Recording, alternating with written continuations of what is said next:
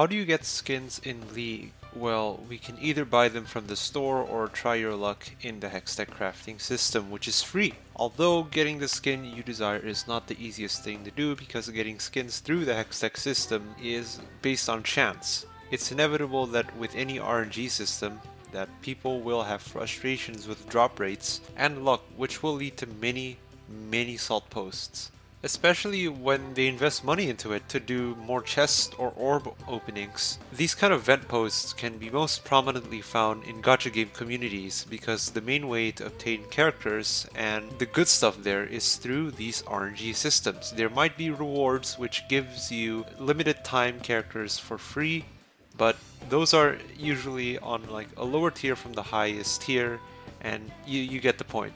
The Hextech crafting system is not without its flaws, but things used to be rougher. What if I told you that this wasn't always the case? Let's rewind to the beginning, to when I just started playing League. It was early 2015.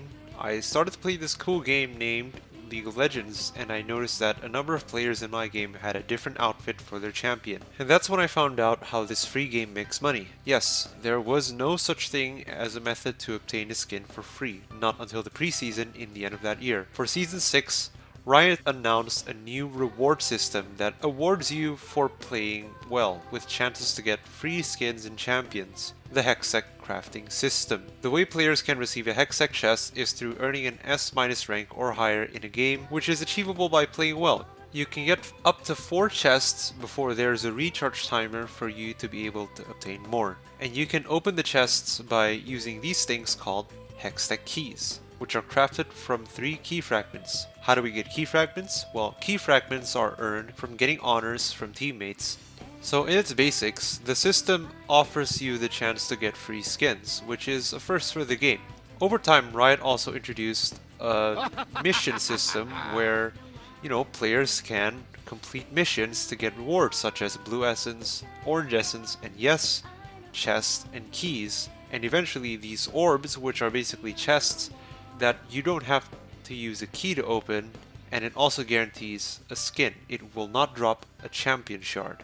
The catch is that if attempting to earn chests and keys through winning is not enough, players have the ability and the option to spend RP to purchase extra chests and keys to roll more skins. This spells the start of the gambling meta in League of Legends YouTube. And with a lot of YouTubers uploading their rolls, buying lots of chests, looking at the drops they got, especially if they do well, this also encourages a lot of people to, buy a lot of chests. And if they get results that are not to their expectations, they will automatically have a negative reaction. It might be my memory serving me slightly wrong, but it actually does feel like drop rates were a little weird before. And over the course of Season 6, the system was refined a little bit. This could also be because after Season 6, Riot invented more ways to earn chests and Hextech drops than winning with a good scoreline. And the novelty and new feeling of this system has died out, which means the desire to always roll and get the best skin has, for a bit, de-escalated. And the Hextech rolling YouTube meta is gone at that moment. Usually, when I feel casual about RNG systems, I don't feel the rush in getting the best skins. So I tend to leave and stack my loot. I roll, I leave it at that. Maybe at a certain moment, I look back and before I know it, I have a good collection of high quality skin shards that, if I will so, I can, claim it permanently. If you were to tell me way back in 2015 that there will be a loot system in League and the amount of cosmetics I can get there for free over a couple years alone will outvalue the total amount of money I spent in total for RP in my whole life, that would sound like a good dream. But without realizing it, that dream is now a reality. I never noticed it consciously that often because nowadays, I personally don't awe and fret over new skins remotely as much as I would 5 years ago, which is why I only pull out my wallet when there is a good discount or there's a skin that I absolutely adore and I have to buy. Even so, I'd say the rewards from the Hextech loot system has brought a lot of fun, and we all could appreciate it more. Sure, it can tempt people into buying chests for the adrenaline rush of gambling or something, but at its core, it is a free system that Riot made that we can use to earn free skins. Expensive skins sometimes at that. Alrighty, so here we are in my client. This is my Grena account. Fun fact, when I played in 2015, I started playing in the NA region because I didn't know there was a server for Southeast Asia. So I will go over to my NA account later on, but for now, we are going to look into my Grena account.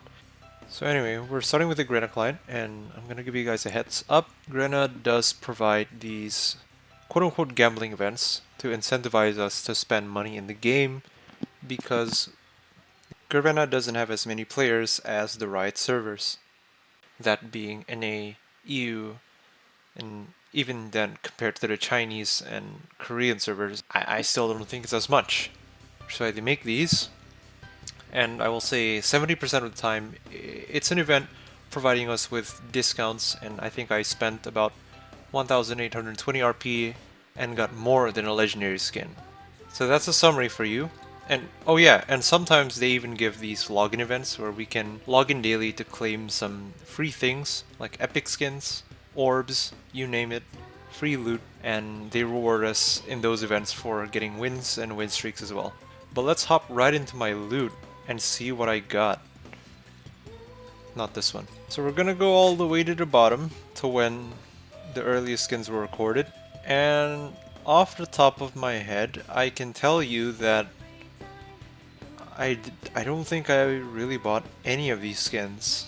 I probably bought these two Chinese New Year skins, Firecracker, Vein and Dragon Wing Corki, and even that was based off of an event where if we buy RP we can get a little more than we would, so I spent about $10 and I got 1,600 RP instead of 1,300 I think, which is amazing, really good. I bought this one as well, I'm pretty sure. I think I got some free RP and then I got Creator Victor, I bought Corki, and that's about it.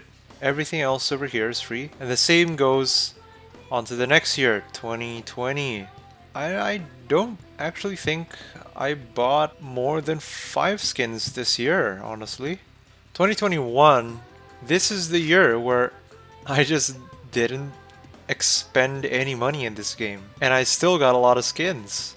Like, look at this. It's a lot. And I got Gun Goddess Misfortune off of Hextech reroll, I'm pretty sure. Which, you know, a skin that you have to pay about, what, $20, $30 for? Which brings us now to this year, which I actually spent some money to get this legendary skin, Black Frost Anivia. And aside from that, I also got Project Jin from a random epic skin. And a couple other rerolls got me these two skins, and yeah. And yeah, out of 266 skins owned in this account, I have more or less around 10 skins that I actually paid for. And that shows you what the Hextech system has provided me. It's amazing. And to top it all off, I still have a decent amount of loot that I've yet to obtain, or that I've yet to craft into permanent skins at that. It basically gave you a lot of free stuff, okay? But enough talking about this, let's move on to the NA server. Okay, here we are on the NA client. I don't have as much loot as the Grena client, but I still have a considerable amount. And this is the client where I spent more money on skins on. I'll just say, I didn't know there was a Grena, like a Southeast Asian server before, so I thought NA was the only way for me to play here. That was a mistake, but nevertheless, I still have these skins. These two are free, and I remember the excitement when I bought Gentleman Nar, Warring Kingdoms Katarina, and Sandstorm Echo for the first time.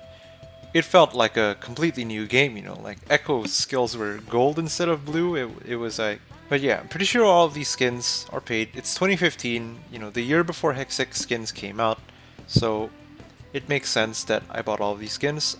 I don't actually know how I got Queen Ash, but I have her. I'm not sure if I actually bought her, I'll be honest. Everything else here, though, I bought. I can safely say that. Did I buy Recon Timo? The first skin I think I got from the Hextech system is Infernal Nasus. Yeah, or Imumu. Imumu's the first one, I'm sorry. And then it's Infernal Nasus. which is a legendary right off the board. Second permanent skin, Infernal Nasus. It was amazing.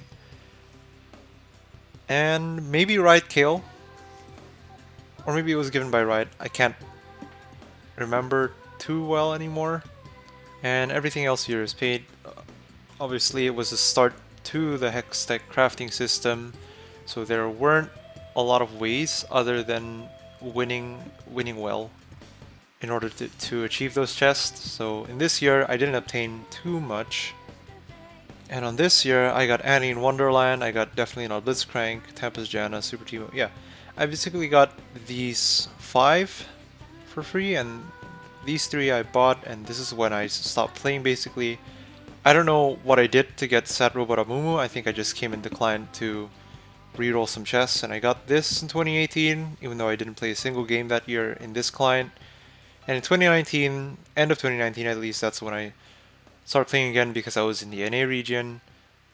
I got all of these for free, except for KD Akali, which I bought due to a discount in your shop. And yes, I got an ultimate skin from a reroll. Nice, nice, nice.